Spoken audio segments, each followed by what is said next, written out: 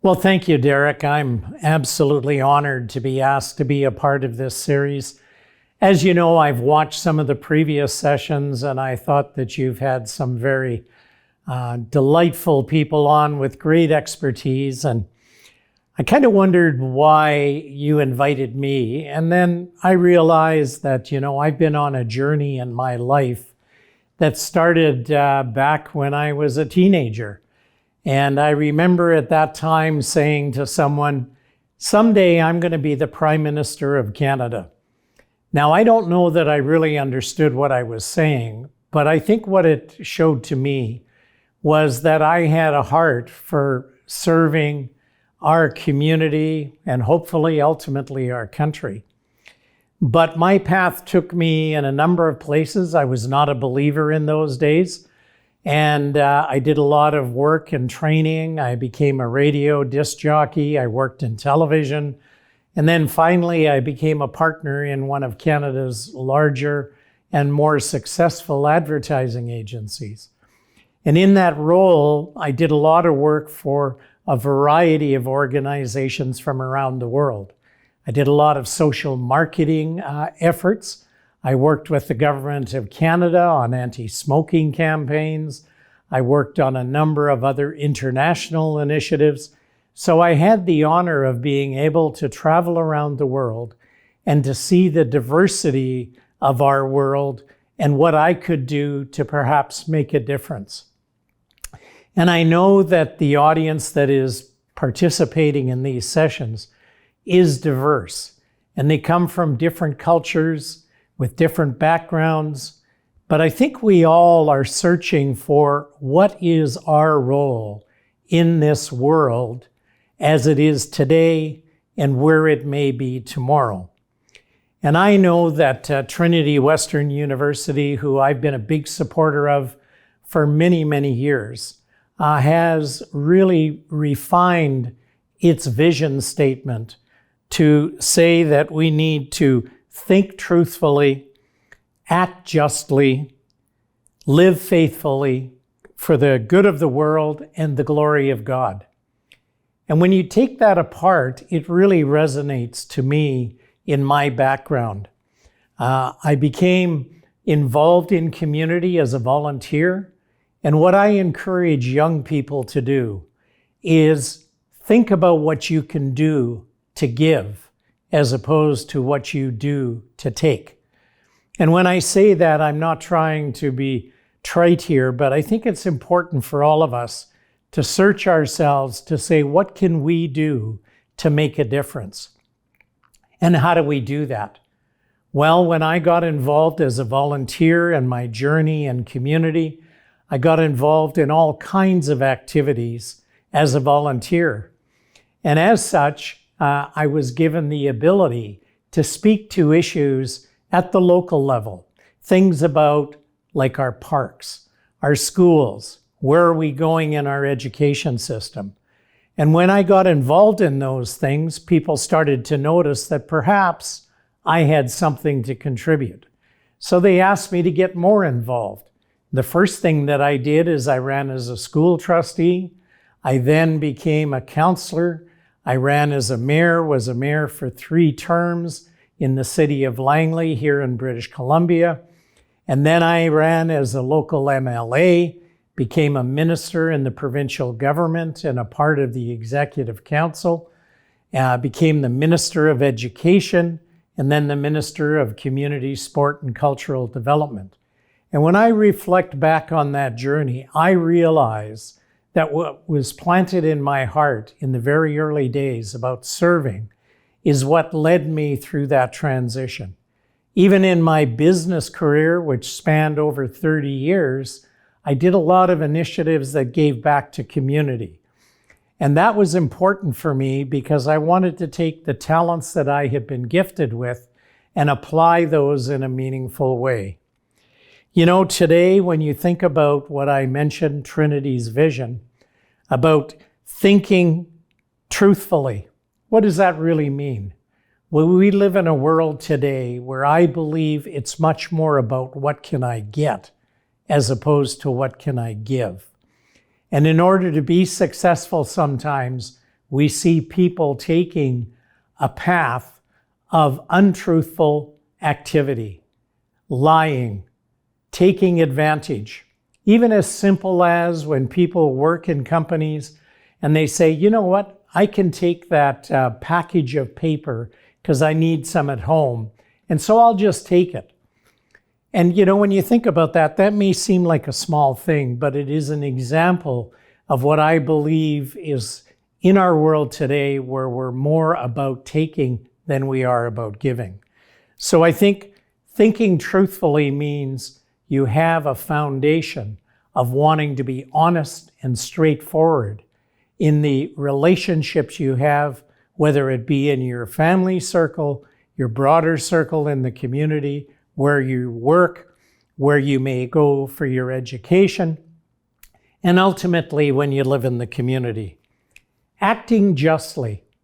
Right now we're seeing what's going on in the Ukraine, and it is very, very disheartening to see that a nation wants to invade a sovereign nation because they're afraid that that nation may join the free world and become part of NATO. That is so wrong, and the toll that it takes on people's lives, on families, when you see the refugees that are walking down the streets from the Ukraine into Poland and the other surrounding countries, you realize that this has such an impact, not just today, but in the children that are being affected in their future lives and their worldview. So I think we all need to ask for justice for everyone in our world. And that is what we are called to do as individuals. For the good of the world, what does that mean? Well, for me, it's about doing things that will make a difference, that will impact positive attitudes and activities in my community, in my province, in my country, and even around the world. When I was in the advertising business, I got involved in an organization called Earth Day. And we did one of the first international Earth Day events at the United Nations. And we brought together a broad cross-section of people from the movie industry, actors, other well-known musicians. We came together to send a message to the world that we've been gifted with a wonderful world, and we have a significant responsibility to protect the environment, to do things that will not negatively impact the world. And that message has been resonating, and as we know over the years, we've seen that it has become a social conscience that is being lived out in all parts of the world. And we're called as individuals to think about those kind of issues, do what we can, as simple as starting with recycling in our own homes. And I know the world is a very diverse place. There are people that are watching this activity tonight, and they're thinking to themselves, well, what can I do? Well, we all can find ways to make that positive impact, starting with one activity in our own community that can ultimately have an impact around the world. So thinking about what we can do for the good of the world is really what we're all called to do. People ask me, what led you to run for elected office? And I need to say it wasn't a desire for power or for position. It was really my way of trying to find a way to impact on a broader scale. And when I first ran as a city councillor, I knew that my community wanted leaders that cared about what happened in our community, what cared about citizens' lives day in and day out. And I ran for office for the first time as a councillor because I wanted to do that. And I joked very often, God doesn't care what side of the street we put the sewer line in our community, but he does care about how we treat the people in our community and what they need, how we treat our employees that work for the city, what we do when issues come up and there are disagreements in our community. My role was to be an example of treating people with respect, with honesty, with a willingness to debate issues, but more importantly, for me, one of the biggest ways we can make a change is by listening first and speaking second. And so I know in my life, my DNA is to listen to people, to hear what they think, even when I disagree, to give them the opportunity to express their point of view and to be able to live knowing that they've been listened to. And even if the decision that we make afterwards doesn't agree with them, they can never accuse us of not listening to them. And I think that's so important, even in our homes with our children and our grandchildren and those that we love that are around us. Our job is to listen first and speak second. The other thing that I've learned in the last while is with the COVID impacts, where do we go in the future? What do we do post-pandemic? And will we ever truly be post-pandemic? Or are we learning to live with the reality of COVID and what impact it's going to have in the future? And I think what we've learned through this is that tools like this event that we're doing tonight, communication is going to be key. Keeping in touch with each other, supporting each other, finding creative ways to keep the communication lines open. We've not been able to travel the way we've been used to. I know for many years, I would travel around the world on business and other activities that I had. And that was great. I was able to sit down face to face with people.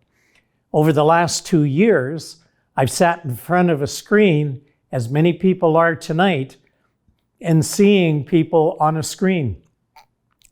But I think what's important is that tool has taught us that we can still communicate. We can still engage with each other and to develop a communication channel that ensures we're not isolated. We live in a very small world when you think about it. If you were to look at it from space, there are no borders. There are no delineation of culture or race or creed, but there is one globe that we all live in. And our job post-pandemic is to continue to use the communication tools that we've learned to help us as society keep those communication lines open, to hear different ideas, to look for new solutions to the world problems that we have, to send messages as people are now over the conflict in the Ukraine and Russia, and send a message that we are one global community that care for each other, that are here to help each other, and to make this world a better place to live. So I challenge everyone watching, every young person, don't ever believe that you can't make a difference. We've seen so many examples over the ages of one person who stood up. I think of Gandhi. I think of other people like him. I think of Winston Churchill. People who had a passion and had a belief and stood up and did what they could to make a difference. So my challenge to myself post-pandemic is to continue to communicate and to engage with people around the world and to make sure that we realize that we have a great responsibility as one individual to show that we can make a difference, that we care, and that we love the other people that live on this globe that we live on as well. So my challenge is, let's rejoice with the fact that we have opportunities that lay before us, and what we need to do is to take advantage of those opportunities and to make them real in our lives and the lives of the people around us. And I really appreciate the opportunity. And now I welcome questions from anybody that's watching. I don't have all the answers. I've just got a bit of experience. I think my gray hair might show that, but I've learned a few things over that time. And the bottom line is, as with all of you, no matter what age you are, you never stop learning. So I look forward to the questions.